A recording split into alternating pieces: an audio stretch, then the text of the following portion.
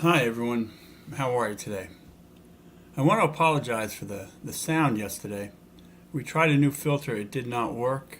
We have a new soundboard coming in tomorrow, we'll install it this week, and that should solve the problem, so I'm hoping you guys bear with me. But for those who could not hear the service, I thought I would rebroadcast the service, or at least retell it, and that way you could hear it because it's a two-part series. It's on prosperity. As we look at developing a prosperity consciousness, we start by understanding that divine substance is the source of life, not the material. We need and we want the material, but it's the spirit that we use to bring it all into our lives. All things have their source in divine mind, or divine substance, as Charles Fillmore says. And I refer to last week when I talked about if we completely remove the universe, everything in it, what still would remain would be principle and spirit. All the principles to interact would be there waiting to unfold in the spirit, which is the intelligence or order in action. Or another way to call it, it's divine mind. That's self existent and always. So everything flows from that source. And that's what we tap into. And like all in life, it has its exact ways to do it. Love, zeal, and faith are the key elements to bring forth prosperity. You have to have the desire for something, the love for it, and the love for the process. You have to have zeal, that joyous enthusiasm. And then you need faith. Faith then becomes the action in all this. Charles Fillmore once said, thought, word, and deed. When we allow our thoughts to govern the outcome is what we get. Thou shalt decree a thing, and it shall be established unto thee. Another one of Charles Fillmore's sayings, and I'm using his book Prosperity for the first part of this, and then I'll follow it with Edwin Gaines' book, The Four Spiritual Laws of Prosperity. What Charles Fillmore was saying is, with every thought, word, and deed, we are increasing or diminishing substance, or the manifestation of substance. The only thing that we lack is appropriation. In other words, taking action for our own use or manifestation. We choose our thoughts, we act upon them, and we give them attention. Or we don't, and they diminish. There is abundance for all things, and we access abundance in accordance to certain laws. Refer to it's not enough to know, we must do the work, the fifth principle of unity, and we must be consistent in our efforts. And even when it seems that there is material lack, there is always substance. Substance abounds everywhere. So refuse to be shaken from your spiritual and stand in the midst of God's prosperity. And supply will begin to come forth and become more and more manifest into your life. Now, to begin with, it's easier to begin with a small thought or a small faith. But we hold fast into that until it becomes a powerful presence, and then the rewards follow. This is the power that we have. This is our control in our finances and abundance. It's faith in the process. It's faith in action. Many of us have a dysfunctional attitude about money and continue the same patterns over and over. The results are the same. We may carry the same attitude our parents did or those closest to us. We may get moments of highs and lows, but our abundance in our life is generally consistent. We may feel that we have to cling tighter, or we cannot dream because the dream is too big, or if I give, I will not have enough to cover my bills. But we must realize that we are one with substance. We are unified with it. From this substance, we were created. In this substance, we live and move and breathe and are fed and we prosper. Substance is always. It is steadfast, immovable, and enduring. It does not diminish because of market shares or production rates. Divine substance is always there. It's constantly abundant, freely circulating and available. So be still and know that we are one with the laws of substance and substance itself. When you look at lack and focus on lack, lack is what follows. But when you see abundance, abundance is what follows. So bless this flow by blessing the gifts that you've already received. Bless your meals, your clothing, your finances. Affirm that they are yours in abundance. Why would the universe provide more if you're not thankful for what it already has provided? Jesus' most important commandment is to love thy God with your whole heart. In part, this is what he's talking about. Love something that is greater than you, that thing that provides all. Be grateful for all that God is and has provided, for every single thing you've had up to this point. And be grateful for those things that you know are coming to you. Because when you love something, you attract more of it into your life. Then bless the presence of the living substance in your life, because it's as much a part of you as what is directly in front of you. It's just waiting to manifest into your life. Substance, like all other principles, wants to do what it does. Bless it. Think of it in a positive way, and don't rationalize it away. Visualize what your substance looks like. Be exact. If it's a new car, then picture it. If it's paying off a bill, visualize paying off that bill. I often use my life as an example in my talks, and I will on this one, but this is one of those things that you really need to become conscious of for yourself.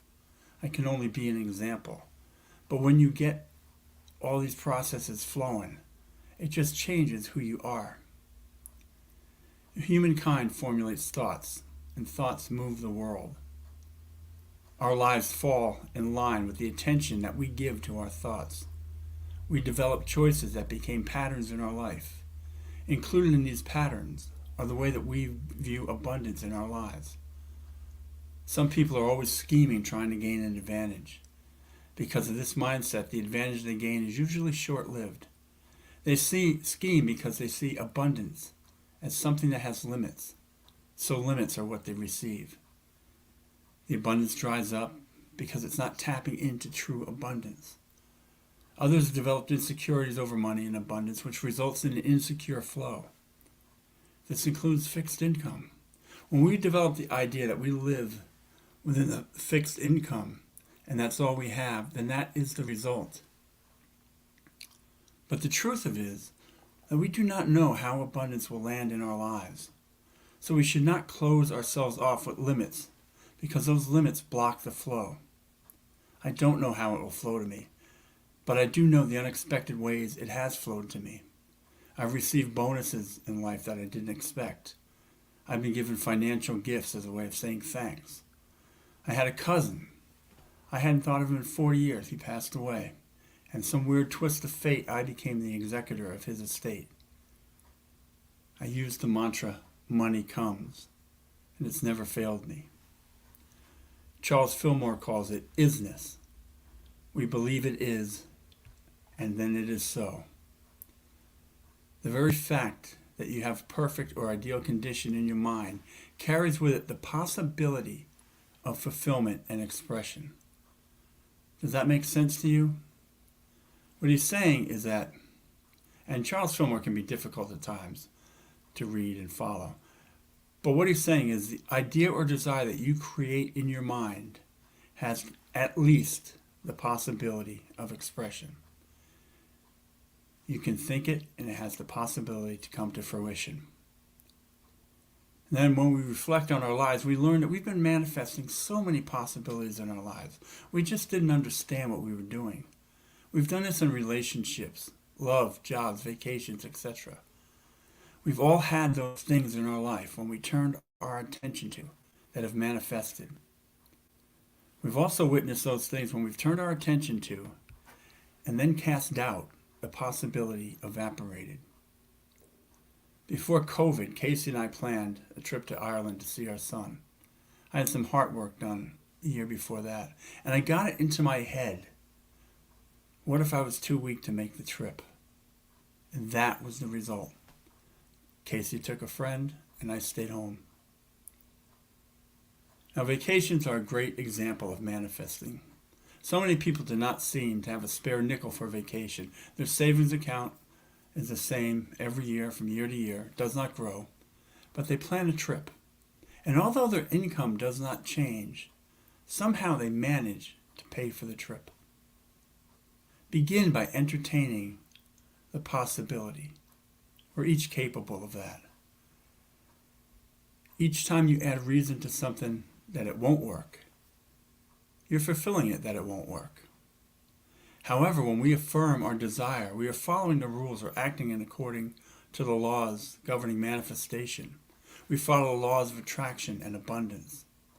Our whole lives, we've been pulling ideas from the divine realm and pulling them into the world.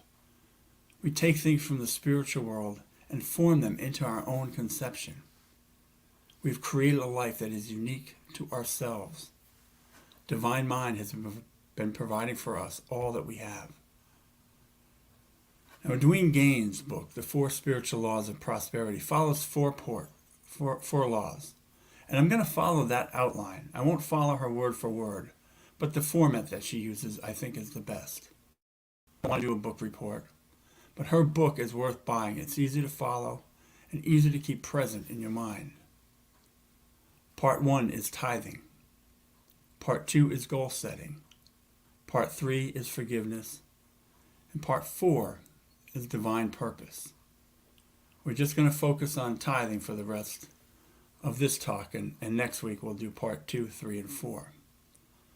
Part 1, tithing, is always the hardest to talk about. It's giving 10% to that which feeds your spirit or inspires you.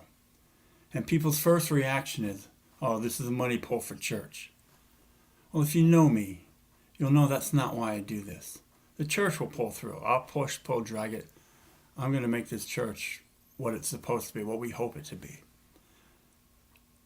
But I give money, thoughts, and time to the heart of this church because I believe in each one of you. There's something in this bond that is strong. This church is just a building, but the congregation is the ministry. It's the mission. The mission is to share what flows from my heart to you. And what I find amazing is when I look around the church, I see examples of the same love that is in each of you, and it's reflected in the building.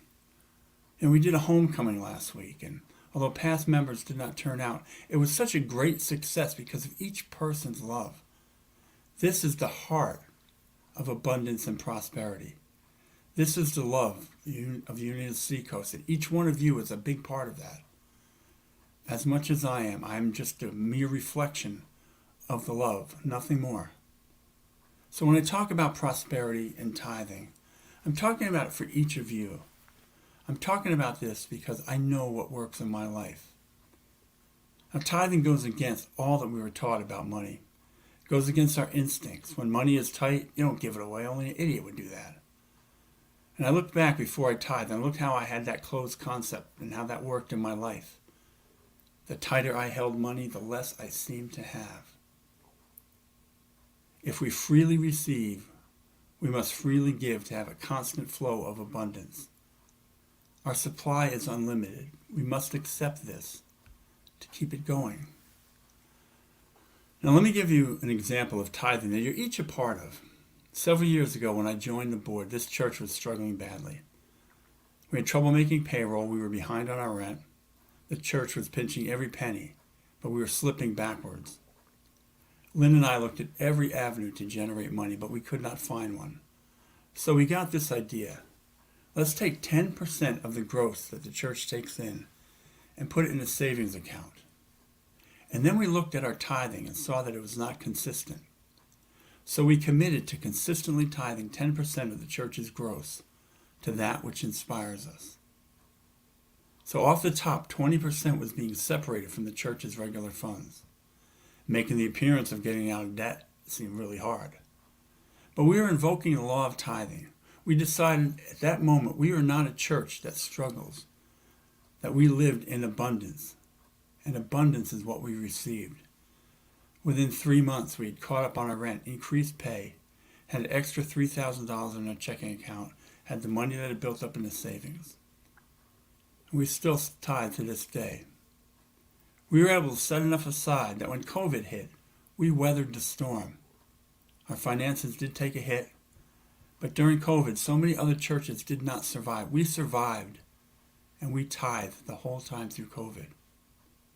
We tithe because, not for the money, we tithe because we want to be part of our community. We want to share our love in some way and help others, and those things that inspire us deserve that. When we decided to open our doors again, it was iffy if we would make it past the first couple of months. It was going to take not only additional rent, but added insurance, painting, and setting up the place. But yet we made it. We made it into the next year. Drag, kick, pull, but we made it. Why? Because we accept as a group that we are abundant, and abundance follows. When you're closed off, that which is trying to get to you cannot reach you. But when you open your money flow, you're open to receiving. It's as simple as that. Like attracts like. Abundance finds abundance. It's the same with the opposite. You close the flow, and a closed flow is what you receive. When you give, it's an expression of gratitude. It's appreciation of all the gifts that God has bestowed upon you.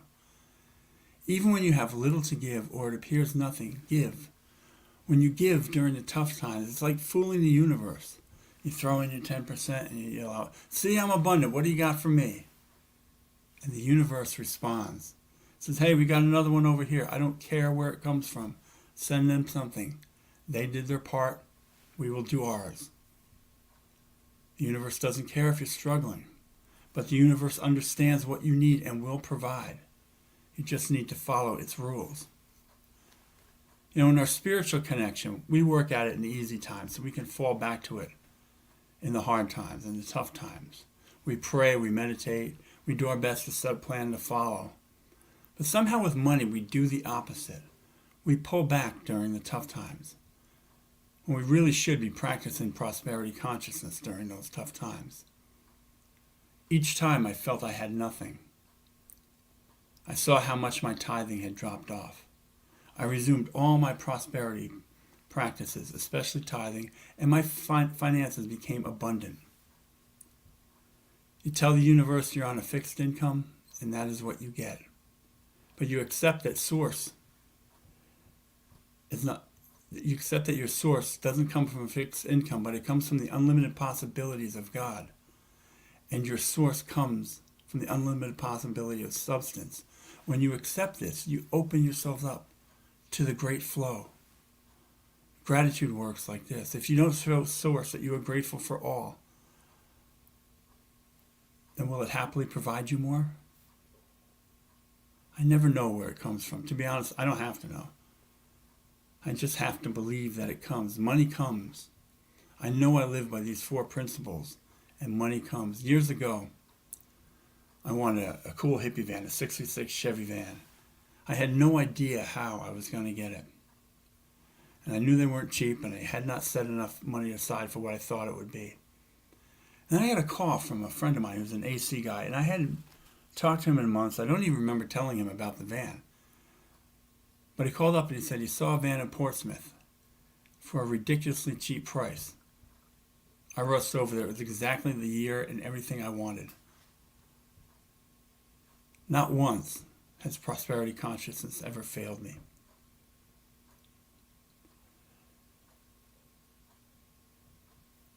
My phone's ringing. And I told you guys a couple of months ago about the $10,000. I had been walking around the house almost for a year, asking my wife, "Did $10,000 come?" She said, "No, it's not coming." And it was kind of a joke in our house, except I expected, I didn't know where. I just made that up. I want $10,000 going to come. And then one day I checked my email. My aunt's husband had sent me an email. He explained that there was $10,000 left over in a housing account that my aunt had set up. She had wanted anything left over to go to me. It was the exact amount. And I was blown away. Are you still in the house? I asked. I knew he was. So then it should stay with the house. So that money had a divine purpose to help take care of him in the house. And I had already received what I needed from it. I got reassurance that all this works. And now I walk around the house asking Casey, did my $20,000 come in yet? Now, to be clear, I'm talking about material things. There's nothing wrong with wanting and attaining material things in the world. God knows we want these things. It's part of our human experience. We didn't manifest and create all these things in our world not to attain them. It's not bad to want money. It really isn't. The problem is when you set your heart on money over spirit. I did not used to expect money to flow. Like many, I had a dysfunctional attitude when it came to money. It wasn't for me. I was not worth the things that I desired, and I rationalized them all away. I was born poor, and I accepted that. Money was for those other people. To be honest, in my opinion, people with money were greedy and a bit mean. It was my self-defense. I was meant to struggle, and so that I would be always. But I had to change that thought because I met Casey. She had a child, and I was in love. Her fear was I would not be the type of guy who could support her. In that moment, I had to switch my headspace. I had to be that person. She expected no less. Ever since then, we've developed this attitude that money comes. Within a year, I had a trucking company in Florida, we had a new car, and we owned a house. We didn't know it at the time, but we were using the 4 principles. And we all know people whose money flows to them. And if they lost it tomorrow, you could feel confident that they would find a way to make it back. That's because they have a great attitude about money. They've accepted that money comes. Even the stingiest of stingy people, you're going to find that there's a certain amount that they give away to that which inspires them. We also know all those who struggle. Whenever they get money, it's gone in a blink, a hard time getting it, and they don't know how to retain it. They have a bad concept or relationship with money. They've accepted this financial pattern in their life, and then that's what the universe provides. You'll see this even with lottery winners. They wind up broke because they have a dysfunctional attitude toward money. So when you reflect on money and other abundance in your life, examine if the way that you think about money is coming from a dysfunctional relationship. If you don't understand money, refocus on it. Are you setting limits with doubt? Are you rationalizing your dreams away? Do you give with fear or openness? And again, I'm not talking about the church. Give to what inspires you. But tithing is step 1. It's the hardest. It really is until you discover the power of it in your life. Then you want to do it more and more. I can give you examples of it working in my life. I'd been saving for a guitar and not gaining ground. The one I wanted was $3,000. I hadn't saved much. But the salesperson sold it to me for $1,800. I had saved that much. Then on the way home, I checked my balance. I realized that I had made a mistake and I had enough money to go buy the PA system I wanted. I had started tithing about a month before that. The motorcycle I wanted appeared at the price that I can afford. I had a certain bike picked out. I kept it on my computer desktop. I called dealerships. Couldn't. Finally, I called one in Lebanon, New Hampshire. He got me the exact bike. Brand spanking new. Well, not the exact. He said it was green. Then when I got up there to pick it up, he goes, they shipped the wrong one. They sent the black one. The black one was the one that I had on my desktop.